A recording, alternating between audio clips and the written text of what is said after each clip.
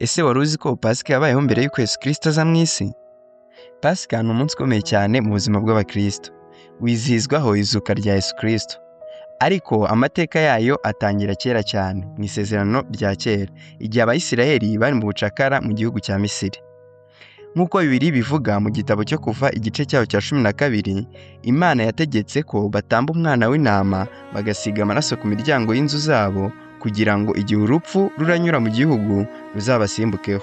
Aho niho havuye ijambo Pasika, risobanura gusimbuka cyangwa se Passover mu ndimi z'amahanga. Bikaba byari ikimenyetso cy'agakiza no kubohorwa.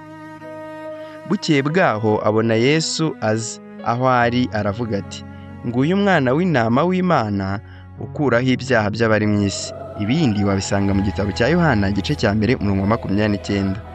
Aje gutanga ubuzima bwe kubw'ibyaha by'abantu bose. Aha niho isezerano rishya ritangirira, ubwo Yesu yavuye mu ijuru akaza gupfira abamwizera bose. Ari naho hava Pasika twizihiza none, ikaba isobanura izuka rya Yesu Kristo ku bizera bose. Mbere y'urupfu rwe ku munsi wa 4 mutagatifu, Yesu yasangiye n'abigishwa be ifunguro rya nyuma. Ibindi wabisanga mu gitabo cya Luka 22:19. Ngo yenda umutsima arawushimira, arawumanyagura arawubaha, arababwira ati, uyu ni umubiri wanjye ubatangiwe, mujye mukora mutya kugira ngo munyibuke. Ibindi wabisanga muri Luka 22:19. Bukeye bwaho ku munsi wa 5 mutagatifu yarafashwe, arakubitwa, arabambwa, ndetse yewe ajyanwa ku musaraba i Golgota, aho yavuze amagambo agira ati, birarangiye. Ibindi wabisanga mu gitabo cya Yohana ibice bya 19:30. Atanga ubuzima bwe nk'igitambo cy'urukundo.